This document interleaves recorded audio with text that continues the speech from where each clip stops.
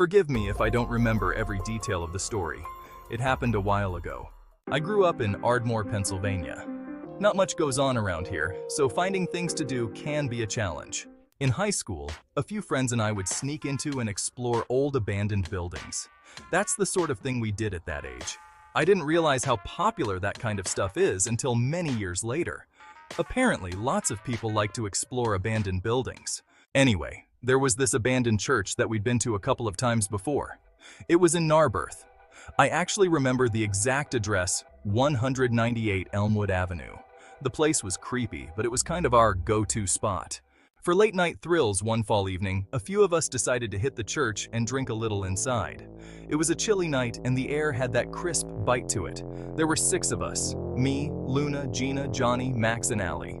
The church sat behind an 8-foot chain-link fence, which we had to climb to get in.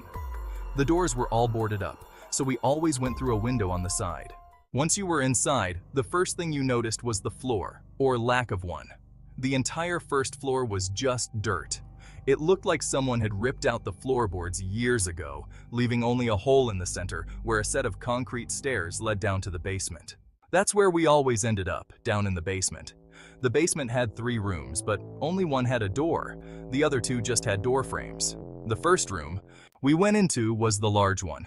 There wasn't much in it, just some old furniture, broken chairs, a busted couch. I remember having to shush Johnny like 12 times because he was a lightweight, and the tiny bit of alcohol he had was making him really loud and antsy. Being in such a big group was always a plus though, and I felt much safer knowing we had numbers. We messed around for a while, drinking and laughing like we usually did. We might have had a speaker playing music, but I don't fully remember. Out of nowhere, a door slammed. I literally jumped. That's how loud it was.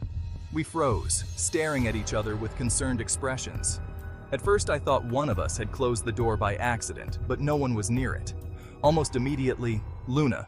After standing in silence for a few minutes, the 3 of us crept over to open the door that had slammed shut. Behind it was a small room, and the first thing I saw was a dresser.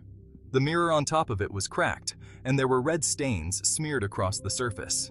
At first, I thought it was old paint or something, but when I got closer, I realized something terrifying. It wasn't completely dry. The stains still had that sticky sheen to them, like whatever it was hadn't been there for long.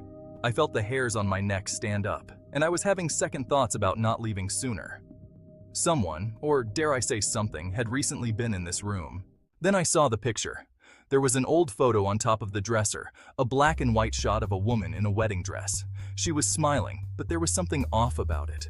The whole thing gave me a bad feeling. I backed away, but just as I turned, we heard another noise. This time, it wasn't the door. It was coming from one of the other rooms. It was coming from the room we had just been in. That's when Max and Allie both decided they'd had enough. I wasn't going to argue with them. We grabbed our stuff and ran out of there as fast as we could. When we climbed back over the fence and hit the pavement, none of us said a word. After jumping the fence, I turned around and I could swear I saw the silhouette of a person standing in the open window. I still pray that by some minuscule chance my mind was just playing tricks on me, but I'll never know for sure. My friends and I never went back there together for as long as we remained friends. I've actually been back to that church myself, although it wasn't a church anymore by the time I got around to checking it out again. It was completely demolished. I still have no idea what we saw that night. I'm just glad my friends were there to witness it with me. Had I been alone, I might doubt. This whole thing even happened. If anyone wants to do some digging, go ahead. I was never able to find out anything online, but I wouldn't be surprised if that church has a history I don't know about.